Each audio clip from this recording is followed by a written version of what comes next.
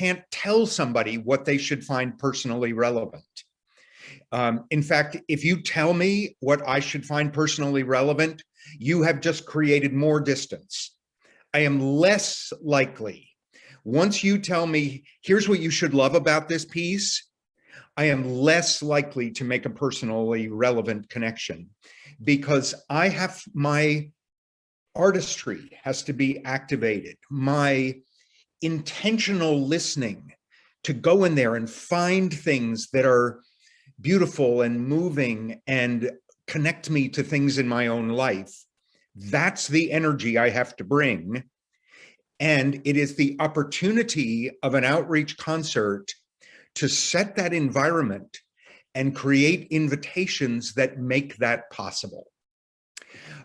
So in this little chunk of time, we're going to do a couple of polls, thanks to Matthew. And then I'm going to give you a couple of pop questions. And then we're going to do a little activity, all of which will lead us to my offering just a few key points for you to keep in the forefront of your planning as you start imagining how to make these things work. So, Matthew, hit us with poll number 1. And this pretty much for my information. Here we go, poll 1. So what I ended up doing was compiling all of them. That'll be fine. I'll just, but please only answer the first question. Yeah, they can answer them all. What the hell? We'll deal with it. So poll 1, how much personal experience have you had with concerts for people who don't already like classical music?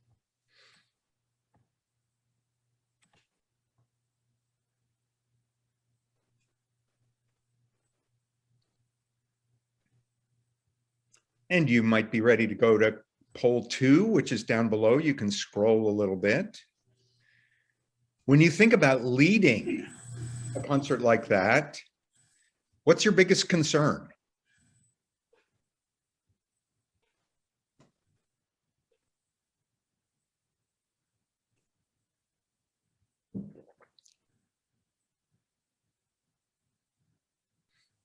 I did not include the option that vegetables will fly through the air.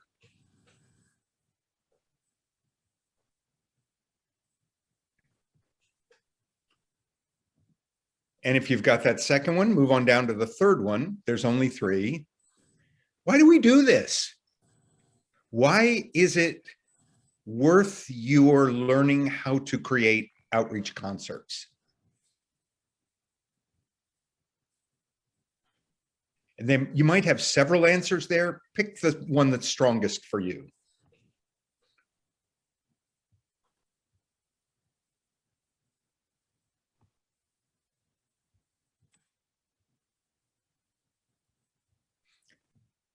All right. Has everybody got all their answers in? If not, give me a desperate look. No desperate looks. Okay, Matthew, let's see what we got. All right, so we definitely have a little bit of experience in the house.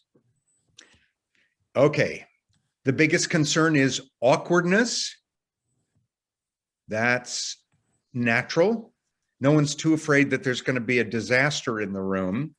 The worst thing you're worried about is feeling kind of yucky. And the why? It will build new audiences for classical music. All right. And do any of those answers surprise any of you? Feel free to unmute and just let me know if any of those results surprise you. No? Yes? No? Nobody's surprised. All right. Well, here, I'll surprise you. The answer to that last one, where there was clear agreement that the reason is to put more butts in future seats, you should know that after 20-something years of orchestras and ensembles getting lots of foundation money, to produce outreach concerts for that purpose, there is not one scintilla of evidence that that actually works. There is not one sliver of evidence that outreach concerts, particularly of the one-shot kind, no matter how charming, no matter how interesting they are, actually turns into committed concert going. The field at large only began to admit this about 10 years ago. They were so used to being on the gravy train for foundations that believed, you know, oh yeah, the future of audiences for orchestras and all is got to be in bringing in new audiences, and this is how to do it. The foundations finally realized it didn't work only about 15 years ago, and orchestras have started to look, and ensembles too, for other reasons to do this thing that they know has a purpose and a reason, but without the rather facile assumption that people have a really fun experience and then they want to have a whole lot more of that and they'll start buying tickets. It just doesn't work that way.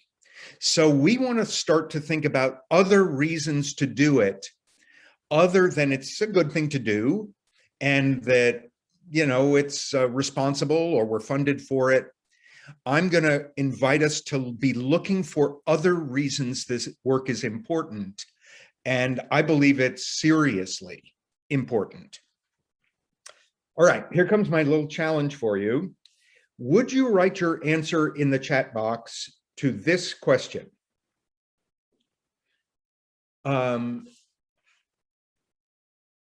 Since I have taken away the purpose of creating future audiences, what is the number one reason for you to do an interactive outreach concert?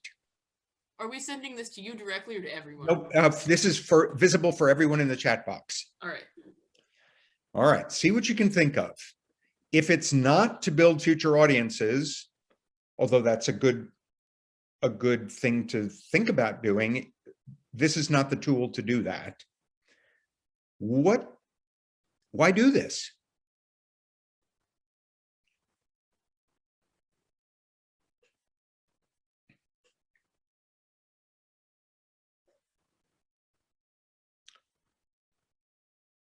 Elliot's got a personal mission, which we could spend a good chunk of the rest of our time talking about personal mission.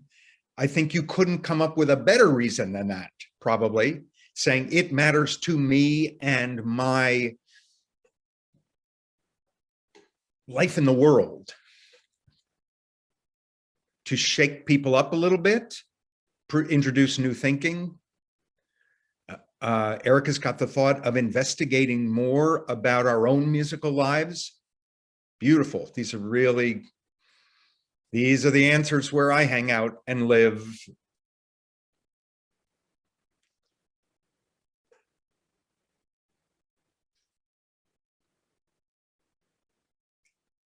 Yeah, Tekla's looking down the road to the next generation.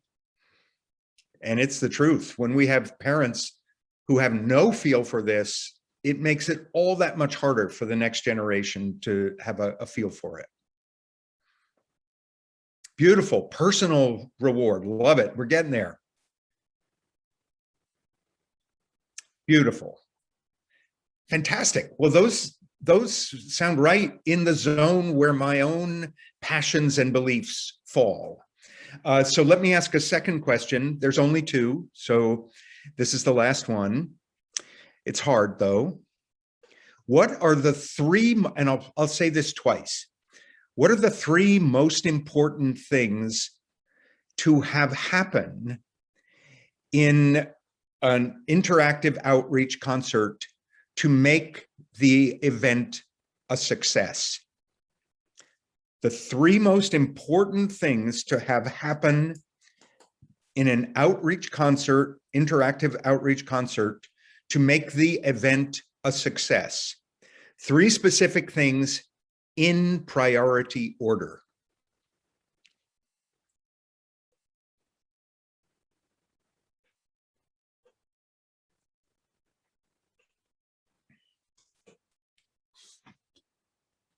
Erica's speedy. My goodness.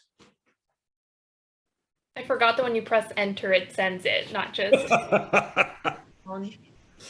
I'm just assuming you're hyper eager.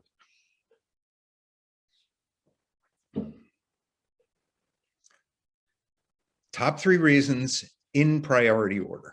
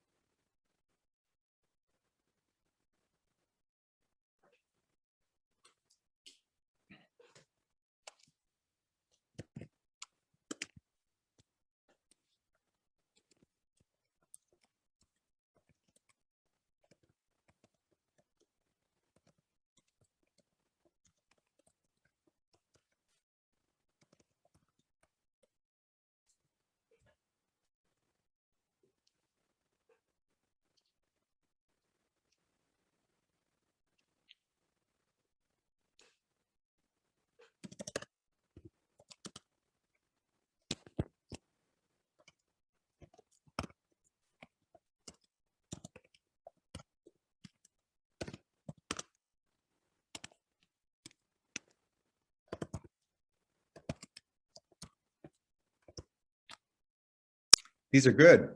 Interesting.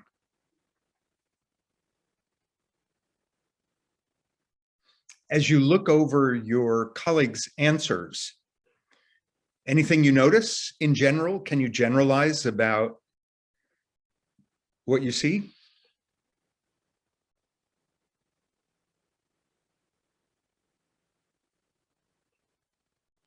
There's a lot about connecting with the audience and engaging them. I think that's in almost everybody's answers.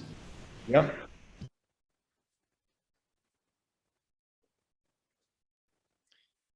And it's pretty fair to say, if you do not engage and do not connect, you do not have a success. So those become key front of mind questions about the how of a concert. I'm going to put my 3 answers in there, and they're purposely a little surprising, just to shake it up a little bit, but I kind of think they're true. I think the single most important thing to have happen is that the musicians have a genuinely musical and fun experience. That's sort of counterintuitive, because you think, oh my God, we've got to deliver all this stuff and that makes me tense, or I've got all this pressure on me. And I think the atmosphere that best works for people like me is when there is a sense of playful musicality happening on that stage because of, and I don't know if you've heard of this, the law of 80%. The law of 80%, which I invented. I call it a law to make it sound scary. And 80% creates the illusion that I have done some research. I made up that number, but it captures a genuine truth that is this: 80% of what you teach, or 80% of your impact in an outreach concert, is who you are. It is not what you say. It is not the content you have prepared. It is not even the music you have selected. Your number one power tool is authentically being the joyful, curious musician that is you at your best. If you can be that in the awkward situation of an interactive concert, you have already succeeded. because you activate our wish to join you in a curious, musical, fun exploration of something. That's why translating a scripted outreach concert into something with real vitality means you have to take it in and you have to own and discover what is exciting and beautiful and fun about it. You can't just read it. You can't just deliver the lines well and expect the concert to succeed, because what the power tool is the artist you at serious play with us. And the interactivity allows for my second priority, which is I don't sit back in that sort of judging frame of mind, thinking all the different things I like to think, and, you know, maybe liking what you say, or maybe thinking that's a nice little musical something. That is, I'm not making a personally relevant connection if I do that. So the purpose of interactivity is to activate my own curiosity, interest, so that I invest a different kind of attention, an exploratory kind of attention, because that is the only thing that brings us to the discovery of a personally relevant connection. And I put discovery as item 3 because the best thing that can happen is that the musicians on stage discover something, that some of the interactive exchange illuminates a new idea for you. Something you have heard from me, the non-musician, who doesn't know anything about what you're talking about, but through the invitations that you have made, I discover something and share it with you. That's when we have had a successful concert. So hold those 3 in mind, partly because they're not the ones that spring to mind. And let me just point out that number 1 does not mean what I have seen 100 times, a brass ensemble from the orchestra going out into the community and making little inside jokes with each other about how stupid they are, or how much beer this one can drink, or that's, you know, they're having fun, but they are not having a musical experience, and they are not genuinely inviting people into their world. All right, let me pause here before we move toward an activity to say questions, challenges, first thoughts in response to this first fire hose blast of ideas.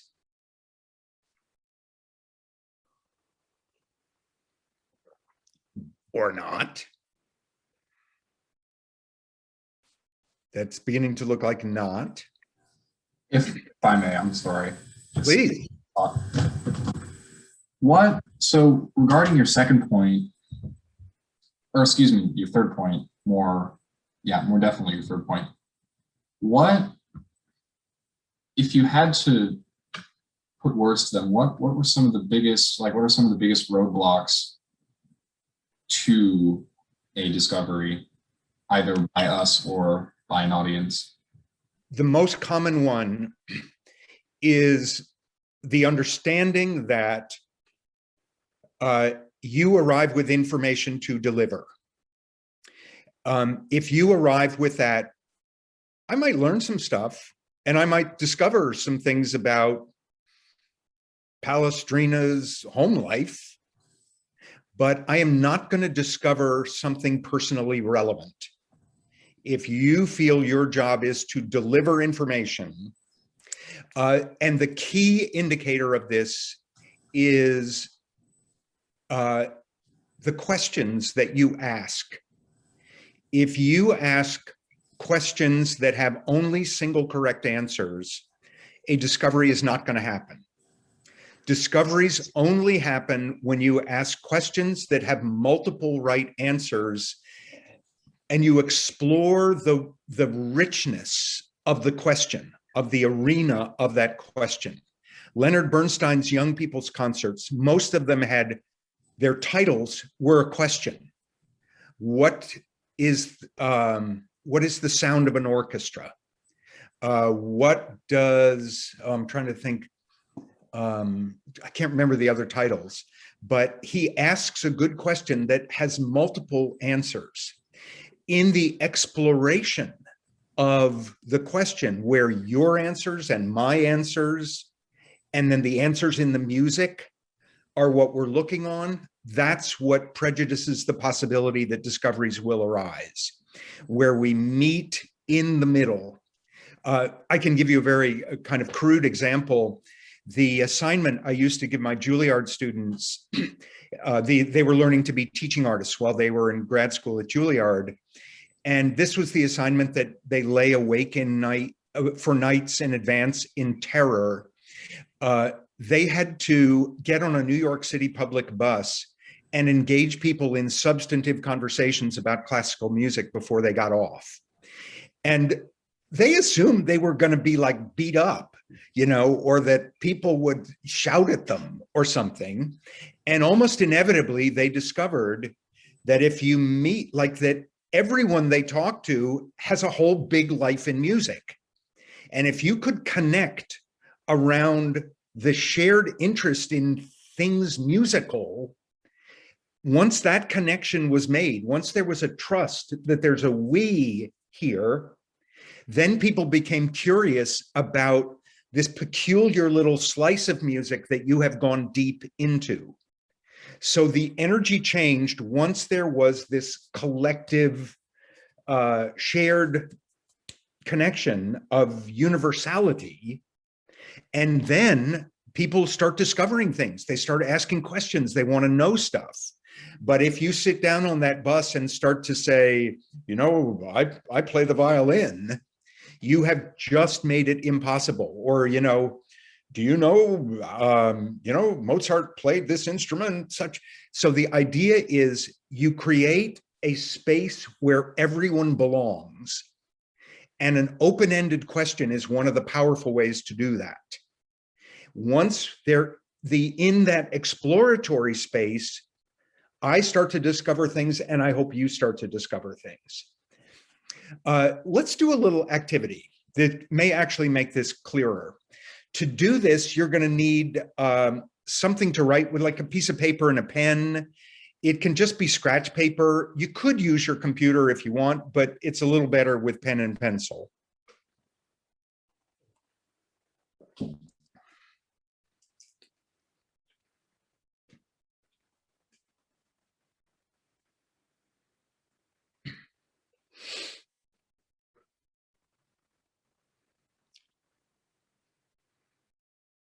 Abby, you are in a very nice looking space. I got to say that. That's a classy looking space you're in. I'm house sitting for a family right now. This is not my house. But all right. Yeah, I'm sorry if I'm not unmuting myself. There's a dog and likes to bark a lot, so I'm trying to keep muted. We're lucky so far. All right. All right, so here's how this exercise is going to work. We're going to do something that's very common in your life. We're going to have a live performance of a work of art. And right at the end of the performance, will you write down some notes to yourself about what happened inside you as you were listening? And this is tell the truth. This is not sort of say, nice things that teachers like to hear. This is say the actual truthful things of what went on in there. And it's a short piece, and it's a theater piece.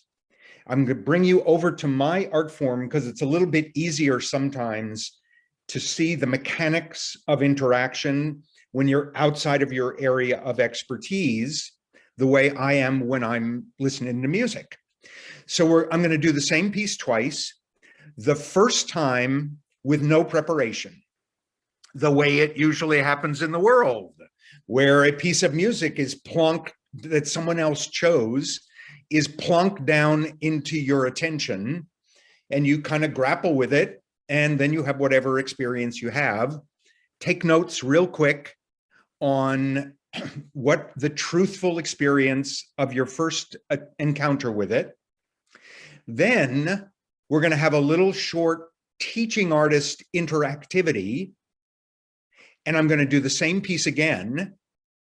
You notice how it lands, take notes again, and we'll compare the data to see if the difference between the notes you had on the first listening and the notes you had on the second listening. Does that make sense? Is that clear? Okay. And remember, tell the truth when you're writing those notes. It's really important. Okay, so here comes the first one. And notes happen after, not during it.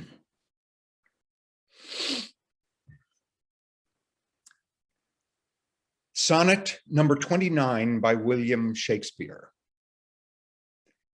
When in disgrace with fortune and men's eyes, I all alone beweep my outcast state, and trouble deaf heaven with my bootless cries, and look upon myself and curse my fate, wishing me like to one more rich in hope, featured like him with friends possessed, desiring this man's art and that man's scope, with what I most enjoy contented least, yet in these thoughts myself almost despising, haply I think on thee.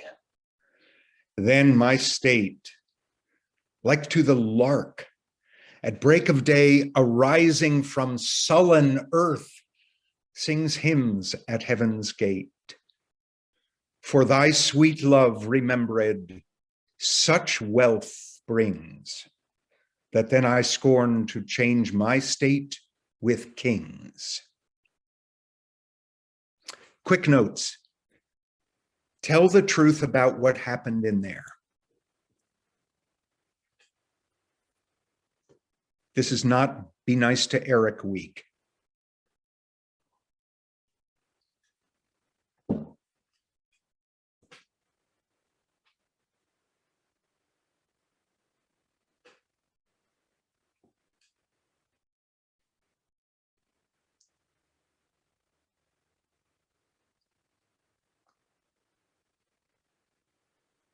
Try to remember actual things you thought and felt, things you did with your attention.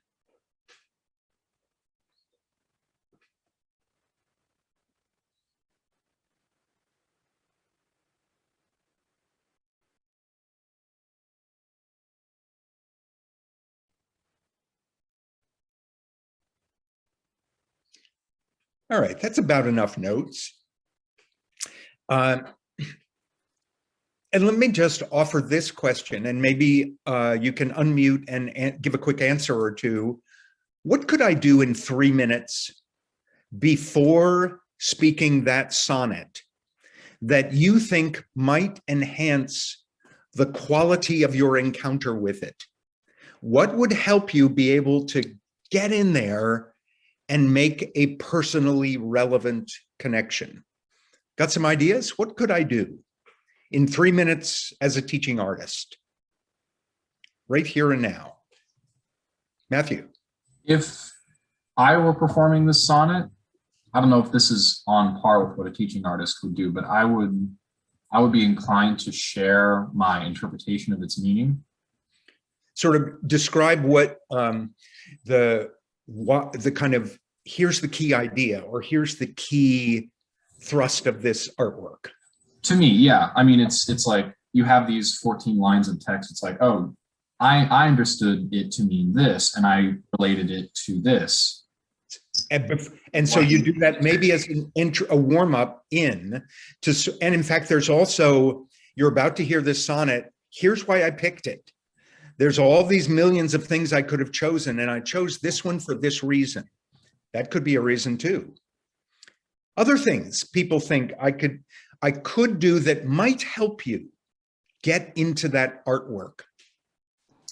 Perhaps you could give one thing to think about that would guide the listening, not necessarily the form or background, but an opportunity to kind of insert themselves in the narrative. Right. So that could be a sort of either listen for this, because I, as an expert, kind of know the work and say, if you keep an ear out for this, you're going to find something powerful. Or it could even be in contemporary American English, here's what's going on, because I'm anticipating the language is something of a hurdle for most people. Other ideas? You, right now, that scrunched look on your face is a teaching artist's face, asking the right questions. What can I do that opens up the invitation for people to engage with their creative attention? Well, let's give it a shot. Oh, yeah. Go, Erica. I have one more small one. Just a small bit, maybe about what a sonnet is, because I didn't know they were 14 lines. So I didn't really know what to expect, like when it would end. Yeah, great. And I got to say, as an ignorant music goer, why don't you ever tell me how long these things are?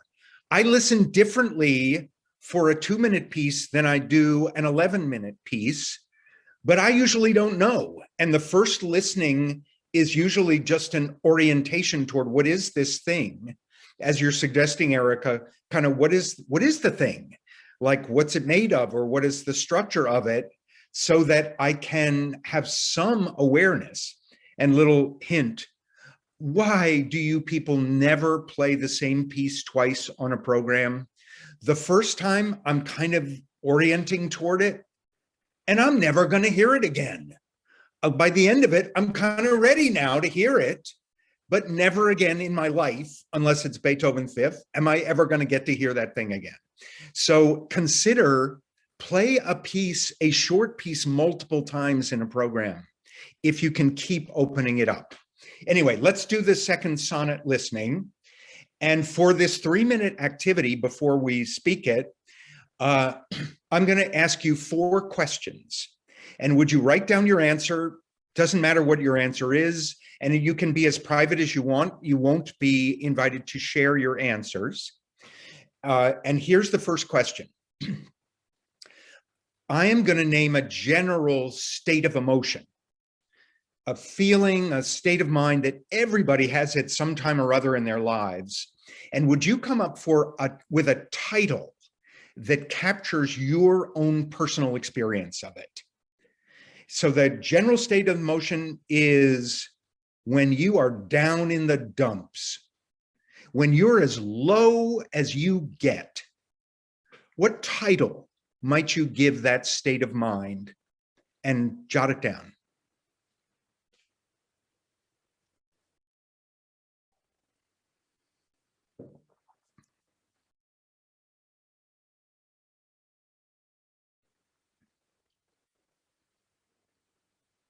And here comes the second question. Would you jot down a couple of things you might find yourself doing in your everyday life that would be indicators that you're down in the dumps? 2 things you might notice, like, whoa, I just ate a pint of ice cream. I must be down in the dumps. Jot down 2 things you might find yourself doing.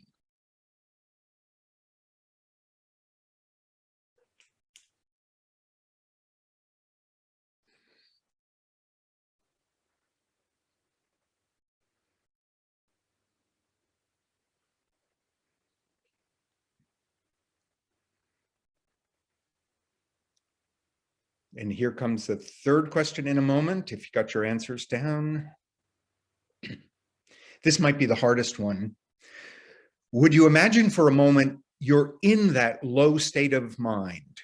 Just imagine you're down in the dumps. Can you see if you can catch a couple of thoughts that might shoot through your head about other people? Things you might actually find yourself thinking about other people when you're really low. And jot those down.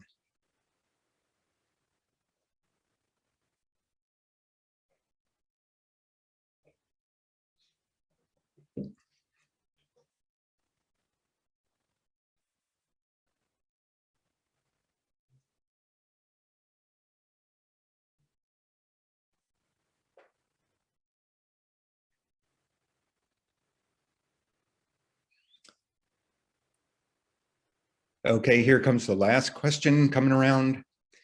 Can you think of something that could happen in your life or does happen in your life that lifts you right out of that low place?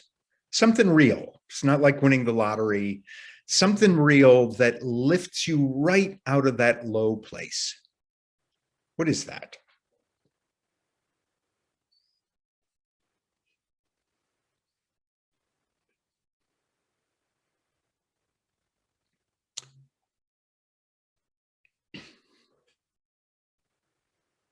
Okay, it's sonnet time. Same game this time. You listen. When it's done, quick notes to remind yourself of the truth of the experience you actually had while listening. There we go.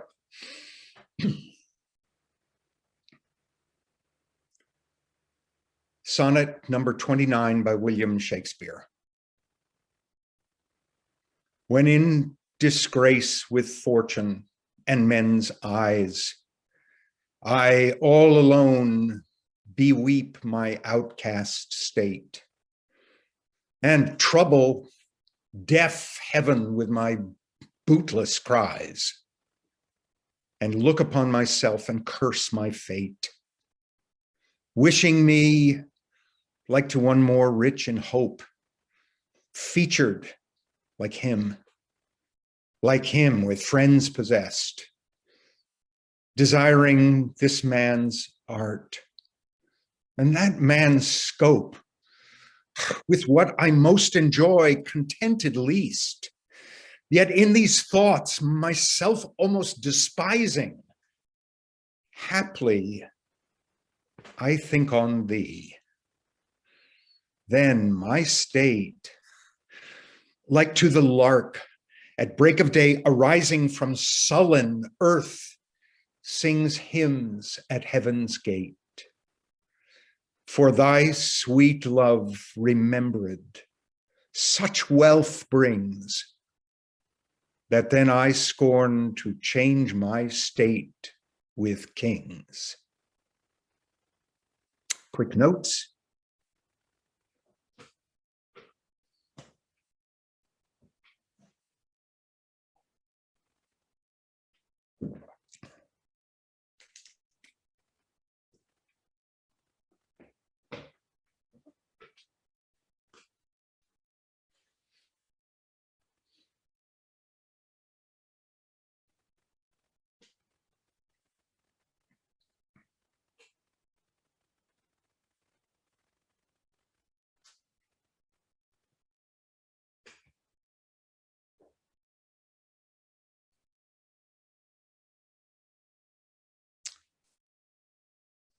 All right.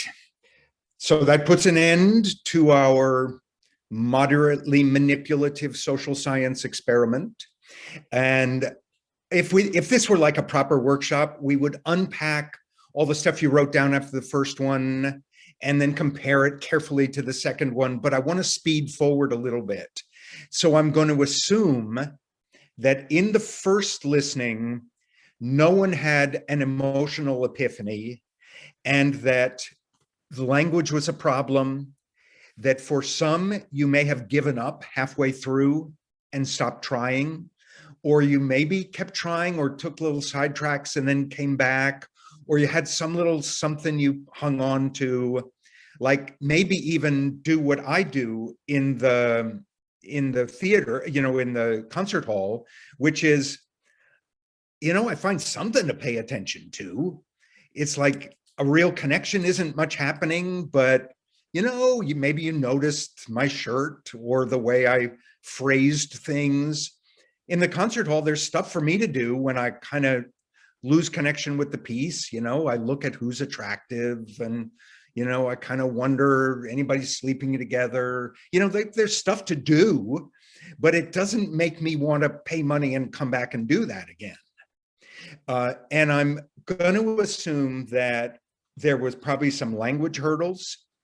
Hello, Palestrina, for me, or even worse, oh my God, it's an evening of Stockhausen.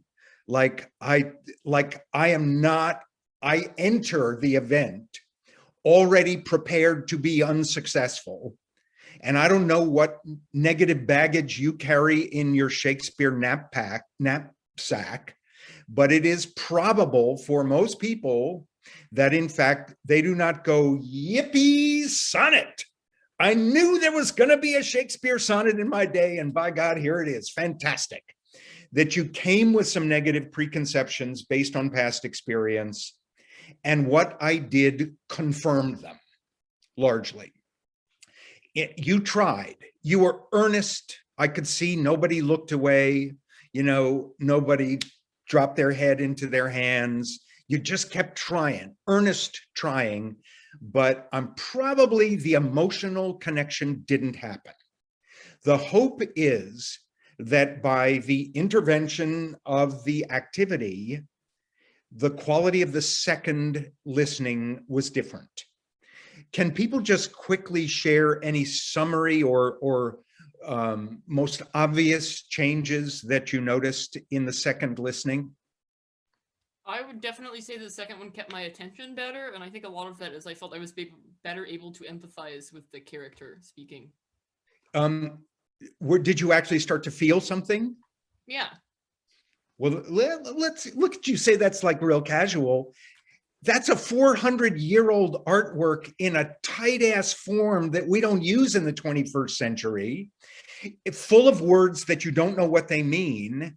And with just a little preparation, all of that stuff can start to be pushed aside by you. So you can start to go, me and Willie, we felt some of the same stuff. You know, I have something I share with Shakespeare. That's a big accomplishment for 3 minutes. And that's the main point I want to make. If you noticed more engagement in the second hearing, that with a really small activity, you can actually make a significant change in the quality of connection that people make with the artwork you're offering. And the hope is that with that little bit of discovery of relevance, they are more curious to come back. If I had done a 3-minute lecture about sonnet form, 14 lines comprised of 3 quatrains with a rhyme scheme that goes A, B, A, B, C, D, C, D. It's got a couplet rhyming at the end. Oh, an iambic pentameter. It's got this driving rhythm in it that goes da-da, da-da, da-da, da-da, da-da. Everybody together now. Da-da, da-da, da-da, da-da, da-da. You would listen for that. Just like at the concert hall, when I am told to look for sonnet form, I listen for sonnet form. And maybe if I'm lucky, I notice the main theme recapitulates. So what? This is not a personally relevant connection. It's me being a student, doing what you asked me to do, noticing something musical that does not enhance my life. The invitation into what matters here. And so that activity, just as I described with the bus experience, tries to create a common ground of human real stuff that provides a launching pad for you to enter the artwork in a more engaged way, even though it's 400 years old and really old-fashioned. So I set the bar as high as you could, other than speak it in Serbo-Croatian. And with just a small intervention, you can make a significant difference. So the point I want to make with you all, assuming that experientially that makes the point that success is possible, is a couple of tools that I used in the sonnet activity that I want you to really consider as you start to design your own. The first is the concept I call entry point. Normally at public concerts, when we're going to engage with an audience, the informing idea is give them like a buffet of things they might find interesting or useful, that will make the engagement more interesting. You know, you might be interested in this and you'd like to know about that. And here's a little bit about me. So we give them this little buffet. My concept of entry point is when you encounter the piece of music you're going to share, find a specific single entry point and draw the participants in experientially. My entry point for the sonnet was that emotional arc. And I felt if I could experientially awaken that in you, in your own life experience, when it came down to just you and the artwork, you are going to be able to engage with it from a place of personal relevance rather than from, you know, I should listen for this, or I'm supposed to listen for that, or let me try hard and find something I care about. I have set you up for the possibility of discovery. So each work of art that you're going to share, you're looking for putting your chips on an entry point and thinking about, given the realities of this setting, you know, what's appropriate, what can be done, how can I experientially invite that audience into the entry point of that work of art? Again, I say appropriate, you know, in a Friday night subscription concert at the Verizon Hall in Philadelphia, we're not going to ask the audience to stand up and shake your body and do stretches of this kind, not appropriate. But there's all kinds of things we can do that bring people into the entry point. I once did a day-long workshop with the marketing department of the Oregon Symphony about entry points.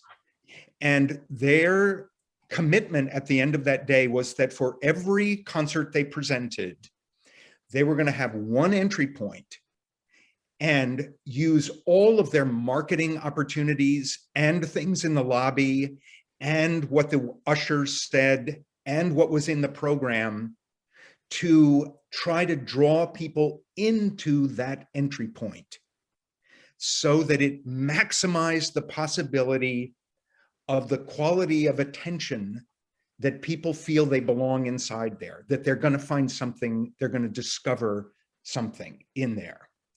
I can give you one example from David Wallace's experience. I think you may do some reading of his wonderful book. He did an interactive one-person concert on Stravinsky's Viola Elegy. Stravinsky wrote this for a friend of his who died. And David's concert, he started it with talking with the audience, saying, what are some of the things that actually happen when we're in grief? When we're experiencing grief in life, what are like all the different kinds of small emotional things that happen? So he starts gathering, you know, people feel numb, people feel guilty, they laugh inappropriately, they get sad of particular kinds of sadness. And so he draws this out and he says, let's start to find some of the musical equivalents of some of those sounds. The lady in the second row, you talked about feeling numb. How should I play that on the viola to create that sense? Is it like this, or direct me? So he gets the audience's musical competence to be making choices on his viola that start to articulate specific parts of the emotional grief palette. And then he says, you know, oh, there's this one little section in the piece that goes like this. What do you think he was reaching for emotionally about grief in this one little passage? And then eventually he plays the piece. By the time he plays the piece, they have joined in this world of musical capturing the ineffable many aspects of grief, and people were so into it. Every second they were discovering something Stravinsky was sharing with them about the complexity of the grief experience. So that's like an articulated example of how an entry point gets used to take you into musical thinking so that you and the musician become colleagues in discovery. And here's how to pick a good entry point. 3 things. You try to line up 3 things, and the first one will sound counterintuitive. The first and most important thing, you encounter that, you listen to that artwork again, that piece of music, as if fresh, and find something in it that you, as an adult, sophisticated musician, are in love with. A real thing, because of the law of 80%, you've got to be in love with it. It isn't necessarily the most musicologically significant element of that work. And as the musical bimbo, I can guarantee it is not the cool way retrograde is used in the later section. It is something that's hot for you. That, point number 2, you try to line up with your best guess for what's really going to be engaging for this particular audience in this occasion. So there are things that will be hot for you that are not going to be exciting for me. But find something that's hot for you and that your best guess that the audience you're going to be working with, and that may be 10-year-olds, or it may be adults who don't know anything about classical music. Think about your specific audience. It's going to be right, exciting, hot, relevant for them. And then the third thing you line up is usually not so difficult. It should just have something significant to do with the artwork. It shouldn't just be some little weird feature off on the side. Something kind of central to the artwork. For example, if I were doing a preparation for you to see Hamlet, what would not work, what would not be a good entry point is for me to go, oh yeah, pirates. I love pirates. I'm fascinated by pirates. Pirates appear in the 4th act of Shakespeare. Fantastic. Hamlet. And everybody loves pirates. You know, they got Pirates Day, all this stuff. Yeah, we'll do. That's when it doesn't reach the 3rd feature. Pirates is not going to illuminate the experience, shed light across the work of Hamlet. So I look for another entry point for Hamlet. And one of those might be, why does Hamlet tell the truth to the audience in soliloquies when he lies to everybody else? What is there about the relationship of actor and audience in Hamlet that is so distinct and unique that it's different than everything else in the play? That might be an entry point. And then we talk about private voice and truthfulness to self. Anyway, so entry point.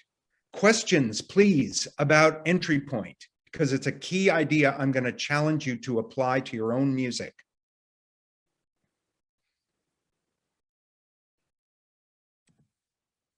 So I'm trying to, I have a specific piece in mind, and I'm trying to figure out, based on the 3 tips you've given us.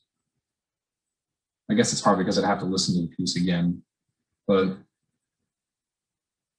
Well, here's how I would start coaching you. I would start to say, so what's cool about this piece? What makes it so interesting that you want to share, you want my time and attention? Okay. And freestyle with me here. What do you got? Okay, well, thematic transformation. I'm thinking about the Brahms F minor viol sonata, the first movement, just for context. And I'm thinking about the themes Brahms uses. Like, he quotes from Clara Schumann, he quotes from Robert Schumann. Do I care about that? That's the thing, I'm trying to figure out how to make you care about that. I don't. But is there a way that quoting is relevant to my life? I mean, I have quotes in my life. I say things that people I love and respect have said before. Is that going to work as an entry point that I can get enough grasp on it that when it appears inside the music, I discover how that's relevant? That's the kinds of thinking you do to decide if that's a good entry point. There's probably a bunch of things. I mean, if it's Brahms, there's a bunch of things in there that are possible cool entry points. Yeah, Elliot. Have you found that one sort of good entry point is, you know, the historical aspect of music, in that it relates to one's own experience? So for example, maybe with Matthew's idea of Clara, Schumann, and Brahms, it is somehow related to maybe an experience that he has, you know, that he's experienced, or that someone else has. Have you found that that works? Because, you know, people, based off like what I've seen in your video that we watched, we did an experiment, and basically all of us were kind of turned off by the historical demonstration that you did. So I was wondering if that could be an entry point somehow. It could be.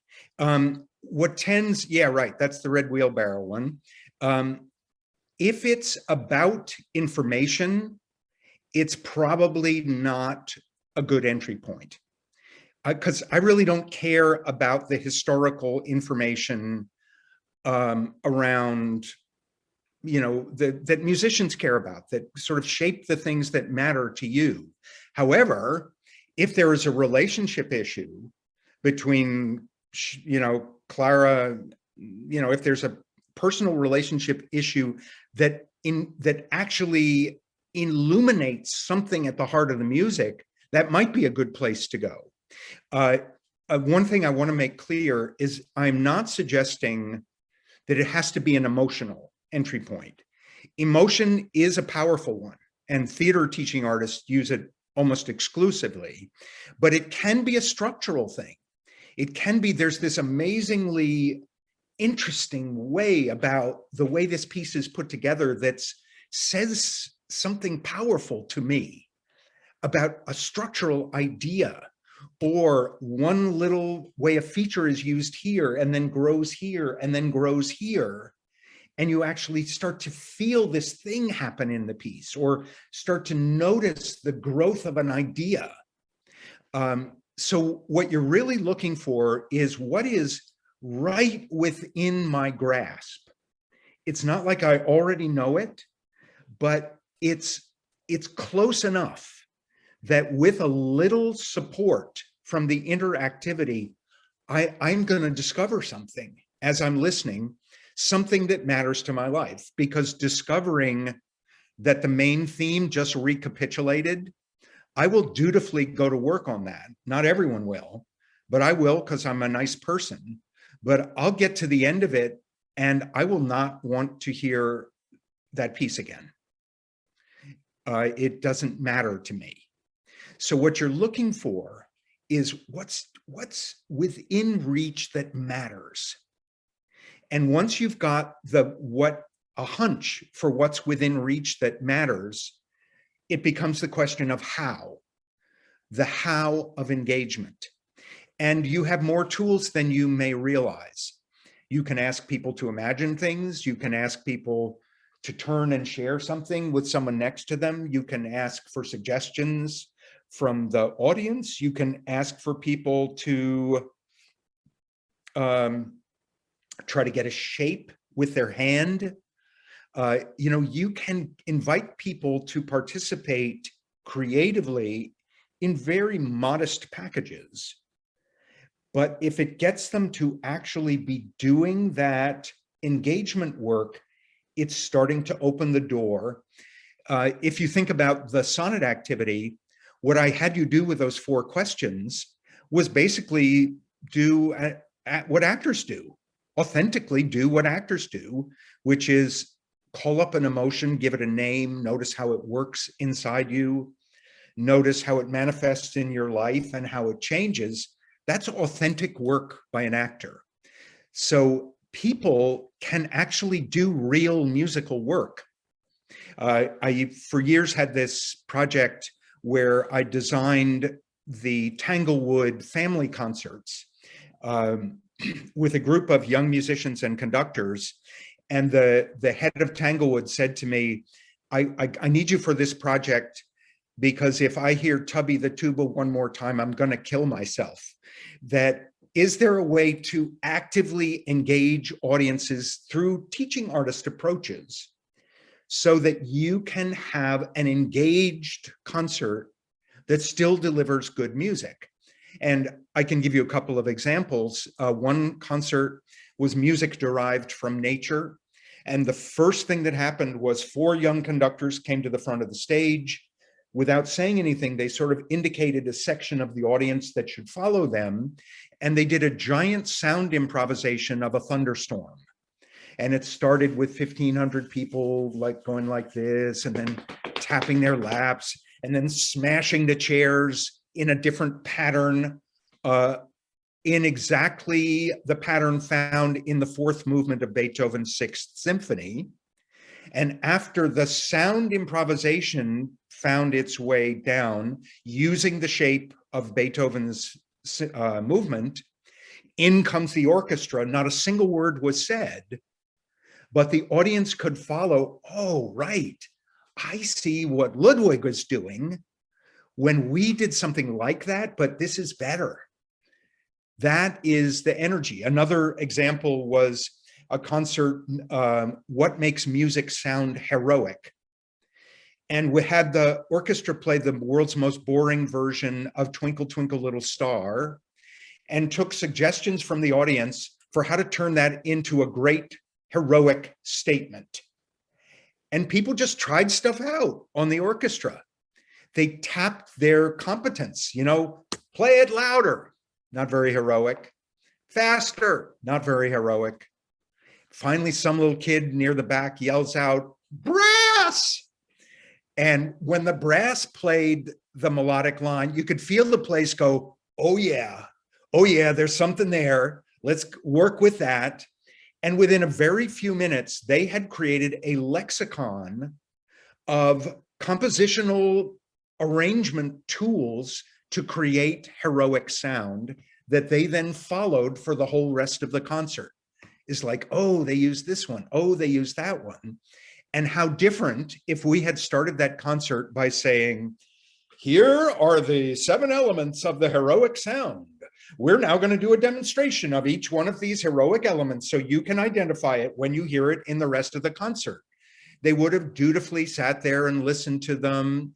And then later in the concert, they would have recognized them a little bit, but they are not engaged. They're playing the school game of identifying the things you told them to look for, rather than having their own innate capacity elevated by what you offer them. Does that make sense? All right, it sounds hard, right? It is, but it's the best possible work because it takes you into the music you love with a different set of questions for why they belong in the world, why they are worth sharing with people who don't have the fortunate background that lets them understand how to get in there and find the goodies. It is the most responsible act of service to the music that we love that I can imagine. And it does guide the kinds of choices you make, because there are some pieces of music. I remember asking the question I would ask those poor Juilliard students on the first day was, give me one good reason an inner city 5th grade kid not 2 miles from where we're sitting should give a damn about Mozart. And they would snort in derision that the idiot non-musician teacher could even ask such a question. And some smartass would say, well, he's only the greatest genius of all human history. And I'd say, that might be true, but to that 10-year-old, that is some tinkly little stupid music. Oh, then the next one goes, well, I could say, when Mozart was your age, do you know he had already written this many symphonies and this many string? And I say, okay, now the kid thinks, okay, somebody my age had already written endless amounts of tinkly little stupid music. Why should I care? And then the moment starts to hit. Ooh, maybe we don't start with Mozart. maybe we start with something that is closer to their grasp. And that doesn't mean something that has rap music inflected, something. It means a piece that you have a hunch is right within, that the goodies inside it are almost within reach of that person. And then you experiment and see if your interactivity can raise their readiness to get in there and find it. If this sounds difficult, it's both difficult and interesting. And I know a lot of musicians who dedicate their lives to thinking this way for part of it. I mean, part of their careers, they're figuring out, how to make that Shostakovich string quartet perfect. And the other parts of their life, they're thinking, how do I take this piece and open it up for people who just haven't had the chance to experience it? Both. They're synergistic. They feed one another. They make a musical life that's worth living. And we're experimenting. It doesn't always work. The one other thing I will say is I'm glad you're in a group, because it's easier to come up with your best ideas of what are the good entry points and how might we engage in a group than it is sitting on your own. It's different than being in the practice room alone. It works better as a collective inquiry. Questions?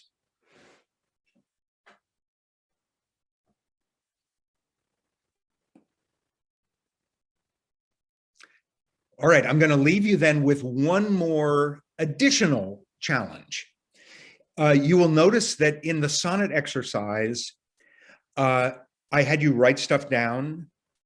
I took pauses for you to consider your own experience. The single most stinted component of bringing people into arts experience is reflection. We don't allow for people to actually reflect and come up with stuff, or to take a pause after an experience and actually pull in something about what they just went through in this improvisation of experience.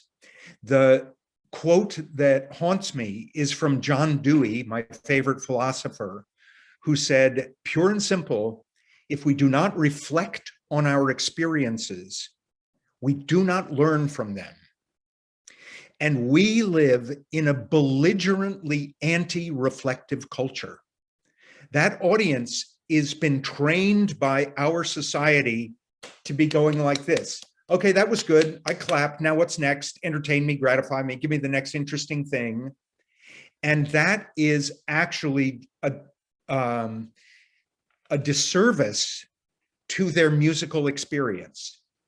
If we jump from one cool thing to the next cool thing to the next cool thing, out of fear of varying the rhythm within a concert, they take more in, they land it harder and hold it better if you can structure in a little reflective opportunity so they can notice what they noticed. They can hold a little bit of something that just happened for them.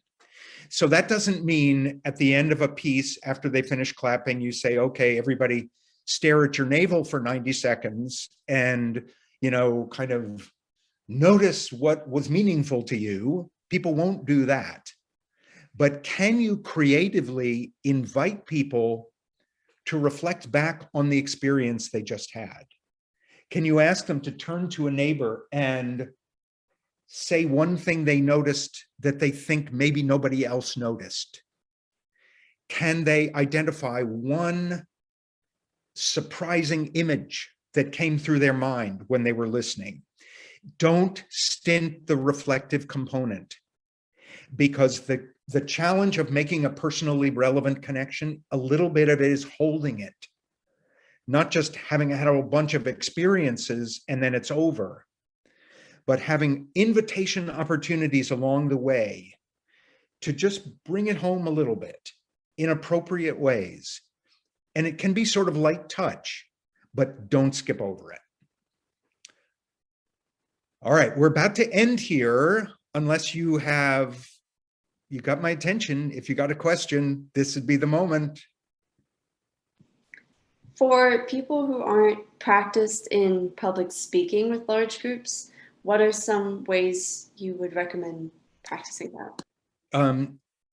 I hate to think what I am going to have to pay for in purgatory for the number of times I have told people they have to practice on their unsuspecting boyfriends, girlfriends, and spouses, to say it out loud a few times so you can find your own words for it. I do know quite a few musicians who like to write out the instructions, but then practice it enough so that you're not reading it off a page. It's really valuable to talk someone else through the actual interactivity so that you can have sort of that feel of interpersonalness and not the feel of delivering it just right because you want to make sure you don't get a single word wrong. That's not engaging. People will comply, but what they really need is, even if you're nervous, they won't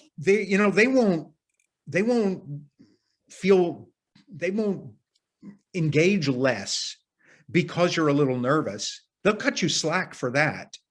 What they won't cut you slack for is if you're going to stay down here because you're nervous. So maybe if you don't feel comfortable being a kind of verbal maker-upper of sentences, write it out, practice it enough so that you can say it in your own words. It is worth that extra rehearsal, and your friends and partners will forgive you eventually for making them do this exercise 2 times. Thank you. Sure.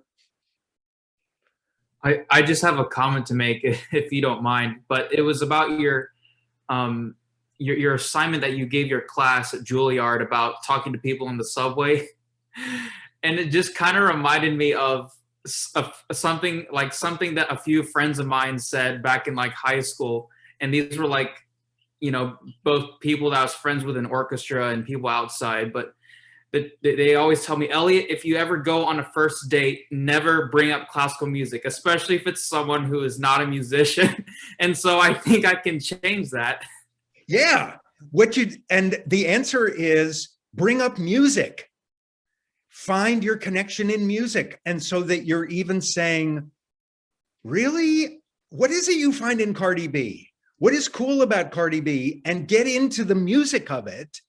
Like, why, other than just the kind of obvious stupid stuff, but actually get into music together. And then you get to start talking about classical music and that person wants to hear it.